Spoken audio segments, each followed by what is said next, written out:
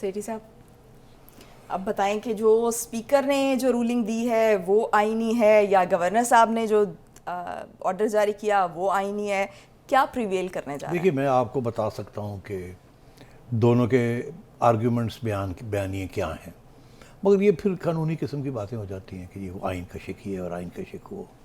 सीधी सी बात है कि पीडीएम वाले लोग एक बात कह रहे हैं और पीटीआई और चौधरी परवेज़ इलाही और स्पीकर एक बात कह रहे हैं। हर बात के ऊपर लड़ाई झगड़ा है, किसी चीज़ के ऊपर इत्तेफाक नहीं। जो मोटी बात है वो ये है कि गवर्नर साहब ने कहा कि 48 घंटे के अंदर अंदर आप एक वोट ऑफ कॉन्फिडेंस लें। स्पीकर ने कहा कि आप जुमे से पहले मैं सेशन ही नहीं कॉल करूंगा, तो स्पीकर ने ना कर दी। पहला इशू। गवर्नर ये कहता है कि जी आप कर नहीं सकते, ये आपको करना पड़ेगा, आप ये जो आपने किया ये गैर आईनी है। तो वो कहता है कि नहीं, एक सेशन जब चल रहा हो तो दूसरा सेशन उसके ऊपर मुसलत नहीं किया जा सकता। ये सेशन चल रहा है, ये जब ख़त्म होगा या मैं जब ख़त्म करूँगा तो फिर अगला सेशन आपकी बारी आ जाएगी। वो कहते हैं नहीं, तारीख़ में ऐसे हुआ है कि एक ही दिन में 2 सेशंस चलते रहे, और कुछ कि कोई एतजाज़ एहसन साहब को बुला के ले आते हैं, कोई अहमद बलाल सूफ़ी को ले आते हैं, कोई किसी को ले आते हैं। हर बंदा अपना एक मौक़िफ़ दे रहा है और तारीख़ से एग्जाम्पल्स दे रहे हैं कि भट्टू साहब के साथ क्या हुआ, 1973 में क्या हुआ, 1995 96 में क्या हुआ। तो ये सारी बातें जो हैं ये आप और मेरे लिए तो शायद समझ आ जाए हमको, मगर ये बातें कानूनी हैं। हर बात जो है, रूलिंग भी जो है वो भी कॉन्स्टिट्यूशनल पोजीशंस के ऊपर है। तो इसलिए मेरा ये मौक़िफ़ रहा है कि ये डिलिबरेटली किया जा रहा है, और इसलिए डिलिबरेटली किया जा रहा है कि दोनों साइड्स जो हैं, चौधरी परवेज़ इलाही एंड कंपनी और उधर पीडीएम एंड कंपनी, ये नहीं चाहते कि असेंबली डिज़ोल्व हो। और मैंने ये एक्सप्लेन किया है कि हर क्या मफाद क्या है इसमें कि असेंबली डिज़ोल्व ना हो, इसलिए मौक़िफ़ अलग अलग लिए जा रहे हैं। और सबको पता है कि आईनी पोजीशन है क्या, मगर उसके बावजूद जान के कोई और मौक़िफ़ ले लेते हैं और रोक देते हैं। और एक के पास एडमिनिस्ट्रेशन है, पीटीआई के पास एडमिनिस्ट्रेशन उनके पास है, तो वो एडमिनिस्ट्रेटिवली हर चीज़ को रोक सकते हैं या कर सकते हैं। उधर गवर्नर जो है उसके पीछे फेडरल गवर्नमेंट है, और गवर्नमेंट कोई ऑर्डर देता है और ये नहीं करते तो फेडरल गवर्नमेंट के फिर ट्रूप्स हैं, उनके पास रेंजर्स हैं, उनके पास भी एडमिनिस्ट्रेशन है। तो ये इस किस्म का एक फेडरल वर्सेस प्रोविंशियल इशू भी बन चुका है अब।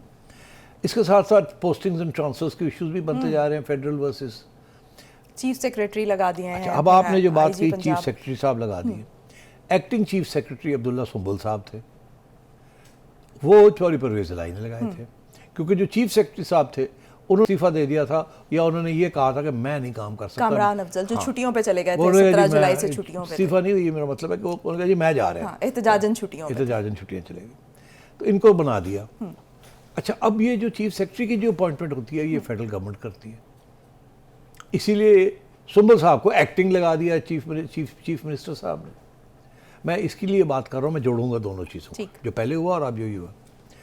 तो अब सुंबल साहब को फेडरल गवर्नमेंट ने एकदम, वो 21 ग्रेड के अफसर हैं, सेक्रेटरी चीफ सेक्रेटरी जो है वो 22 ग्रेड के होते हैं, फेडरल गवर्नमेंट ने एकदम उनको चीफ सेक्रेटरी लगा दिया, जो जहाँ के पहले वो करने के लिए तैयार ही नहीं थे, क्योंकि ये तो प्रोविंशियल गवर्नमेंट का कैंडिडेट थे। तो ये क्या हुआ, प्रोविंशियल गवर्नमेंट के एक कैंडिडेट को उठ के तो फेडरल गवर्नमेंट ने उनको चीफ सेक्रेटरी लगा दिया, और परवेज़ इलाही साहब कहते हैं no problem, I will work with this chief secretary. उधर आईजी साहब जो है वो भी, उन्होंने भी अपने बोरी बिस्तरा पैक कर लिया है, सुना है ऐसे ही है ना? जी चेंज हो गए हैं वो भी चले गए हैं। फैसल शाहकार की जगह जो है वो आ गए हैं, गुलाम रसूल जाहिद साहब आ चुके हैं। अच्छा, तो अब ये क्या हो रहा है, ये दोनों अपॉइंटमेंट्स जो होती है ये फेडरल गवर्नमेंट की होती है। तो ये ऐसे लग रहा है कि फेडरल गवर्नमेंट और प्रोविंशियल गवर्नमेंट जो है कुछ आपस में कुछ ताउन कर रही है। अब सुंबल साहब को चीफ सेक्रेटरी लगा दिया, कैसे हो गया ये? ठीक, इसका ये मतलब है कि या तो सुंबल साहब जो है उन्होंने चौधरी परवेज़ इलाही का साथ छोड़ दिया है और यू टर्न लेके वो कूद के वापस फेडरल गवर्नमेंट के पास चले गए कि जी मैं नौकर हाजिर हूँ। तो या ये हुआ कि, और मैं सुंबल साहब को जानता हूँ वो ऐसे शख्स नहीं है, तो या ये हुआ कि उनको कह दिया गया साडा आपस मुका हो गया, दोनों असी लगान लगे हैं, उधर ऑब्जेक्शन नहीं होएगा, तुसी बह जाओ, फिर मिल के काम करांगे। तो अभी तक कोई ऑब्जेक्शन सामने भी नहीं आया? नहीं आया। सब बड़े चुपचाप हैं, खुश हैं। तो मैं पहले दिन से कह रहा हूँ कि पीछे बिहाइंड द सीन्स कोई और बात चल रही है, क्योंकि ना फेडरल गवर्नमेंट के मफाद में है कि असेंबली डिसॉल्व हो, ना परवेज़ लाई। अब कोई गेम तो खेलनी है ना, नहीं तो खान साहब जो है वो पागल हो जाएंगे। खान साहब कहेंगे जी मेरी जो पूरी धमकी है वो तो फारग हो रही है, तो परवेज़ लाई ने कुछ तो करना है ना। तो वो ये सारा कुछ हो रहा है। अब अदालतों में ये घूमेंगे। गवर्नर साहब ने क्या किया जी, पहले खबरें ये आ रही थी कि गवर्नर साहब जो हैं वो ऑर्डर करने जा रहे हैं कि जी आपने मेरा, स्पीकर साहब, चीफ मिनिस्टर साहब, आपने मेरा हुक्म की तामील नहीं की। मैंने कहा था 48 घंटे के अंदर अंदर आप फारग हो जाएं, या वोट ऑफ कॉन्फिडेंस ले या आप फारग हैं। तो मैं नई हुकूमत किसी और को कहने लगा हूँ कि आप वोट ऑफ कॉन्फिडेंस लें। यही खबरें चल रही थी। और 10 बजे हुआ क्या 10 बजे ये हुआ कि ऐसी कोई चीज़ ही नहीं हुई, धमकी अपनी जगह पे। और गवर्नर साहब ने एक फुस करके एक लेटर लिखा है, और उस लेटर में ये लिख दिया है कि जी मैं फिर आपको कह रहा हूँ, याद रहे कि मेरा हक है ये, और आपको कह रहा हूँ कि आपने वायलेट कर दिया है, अगर आप ये करेंगे तो मैं ये कर सकता हूँ, मैं ये करूँगा। किया नहीं है, एक धमकी आ गई। और टाइम फ्रेम भी नहीं दिया। और टाइम फ्रेम भी नहीं दिया। आप समझ रहे हैं ना कि पहले अफवाहें ये चलाई गई कि रात 12 बजे तक वो वज़ीर आला पंजाब नहीं रहेंगे। अब ये है कि एक और वार्निंग लेटर दे दिया ताकि वो बैठे रहे, ऐ ना हो कि और कोई गड़बड़ ना हो जाए, वो सीरियसली ना ले लें, हमें मिसअंडरस्टैंडिंग ना हो जाए। सही। तो इसलिए चलिए शो कॉज भी तो जारी होते हैं। हाँ, तो ये इसी किस्म की फिर एक्सप्लेनेशन लेटर्स होते हैं। अब लोग, आवाम पागल हुई भी है, हम लोग सब पागल हुए हैं कि हो क्या रहा है, जा रही है गवर्नमेंट, आ रही है गवर्नमेंट, खान क्या कह रहा है। उधर खान ने अपने ड्रामे शुरू किए हैं। खान के ड्रामे भी तो आप देख रहे हैं ना क्या है, वहाँ भी तो एक इसी के साथ ताल्लुक है ना, कि वो तो बोरी बिस्तर उठा के इस्लामाबाद पहुँच गए लोग उनके जी। और वो वहाँ गए तो वहाँ के स्पीकर ने असेंबली गैर मुय्यना मुद्दत तक के लिए मुलतवी कर दिया। अच्छा, वो गए वहाँ रिजाइन करने के लिए, इजलास बुला लिया और रिजाइन करने गए ना। तो रिजाइन कहाँ करेंगे, तो वो तो बंद है, घर ही बंद है वहाँ, तो कहाँ जाएंगे। उन्होंने सुप्रीम कोर्ट जाने का फैसला किया था पहले, लेकिन साथ ही सदर ने कल इजलास तलब कर लिया। तो आप बताएं, एक तरफ वो फैसला करते हैं कि जी हमने सुप्रीम कोर्ट लेके जाना है स्पीकर को, उन्हें इस बात का पता है कि सुप्रीम कोर्ट इंटरवेंशन नहीं कर सकता स्पीकर की रूलिंग के ऊपर। ये तो एस्टैब्लिश फैक्ट है कि स्पीकर की रूलिंग के अंदर, पार्लियामेंट के अंदर ही ये फैसले होते हैं, उसको चैलेंज अदालतों में नहीं किया जा सकता। ठीक, तो क्या सदर के पास ये इख्तियार है?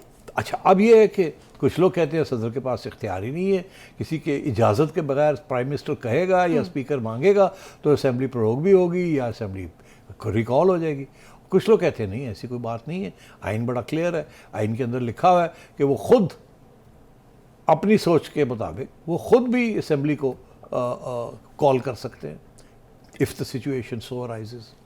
तो कुछ लोग कह रहे हैं वो नहीं कर सकते, कुछ लोग कह रहे हैं वो कर सकते हैं। हर बंदा कॉन्स्टिट्यूशन का कोई ना कोई हवाला दे रहा। मगर जो दिलचस्प बात क्या है कि एक तरफ पीटीआई कह रही है कि वो जा रहे हैं कहाँ, सुप्रीम कोर्ट में, और सुप्रीम कोर्ट को कहेंगे जी हमारे रेजिग्नेशन जो हैं वो एक्सेप्ट करवाएं।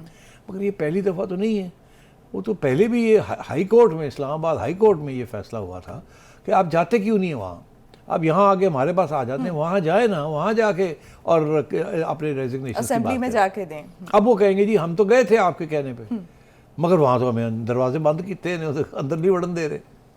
ठीक, अच्छा, उधर से फिर प्रेसिडेंट साहब ने अब कॉल कर लिया, और वो स्पीकर साहब जो हैं अब वो सोचना पड़ेगा कि मैं प्रेसिडेंट का ऑर्डर ओबे करता हूँ या मैं कहता हूँ नहीं, प्रेसिडेंट के पास पावर्स ही नहीं है, या मैं, वो कहते हैं खोलो, फिर दरवाजे खोल के फिर बंद कर देंगे, कहने जी असी खोले सी तो फिर मेरे को हक है बंद करना, तो मैं बंद करता है, हुण दसो। तो ये गेम्स चल सकती हैं अगर नीयतें ख़राब हो ना, तो आइन बेचारी के की धज्जियाँ सारी साइड्स करती, उड़ा देती हैं। और यही हो रहा है, पंजाब में भी यही हो रहा है और इस्लामाबाद में भी यही हो रहा है। अच्छा सेठी साहब, आज तक तो जो सूरत हाल है वो ये है कि परवेज़ इलाही जो हैं वो कह रहे हैं कि हम, उन्होंने ट्वीट भी किया, उन्होंने कहा है कि इमरान खान के साथ हम दिलो जान से खड़े हैं। आज जो पार्लियामानी पार्टी का इजलास हुआ उसमें भी 10 लोग उनके साथ मौजूद थे, और उन्होंने भी कहा दिलो जान के साथ उन्होंने भी कहा है जो 10 लोग हैं वो भी उस इजलास में उन्होंने कहा है कि हम परवेज़ इलाही के साथ खड़े हैं, जो परवेज़ इलाही को हमने जो है वो सारे इख्तियारात सौंप दिए हैं, जो वो फैसला करें। लेकिन दूसरी तरफ एक सीट एडजस्टमेंट वाला मामला भी चल रहा है, तो सीट एडजस्टमेंट वाला मामला ये है कि 15 विफाक में सीटें चाहिए इनको और 30 के करीब इनको सूबों में चाहिए, जो सेटलमेंट ये मांग रहे हैं, सेटलमेंट मांग रहे हैं इस पे।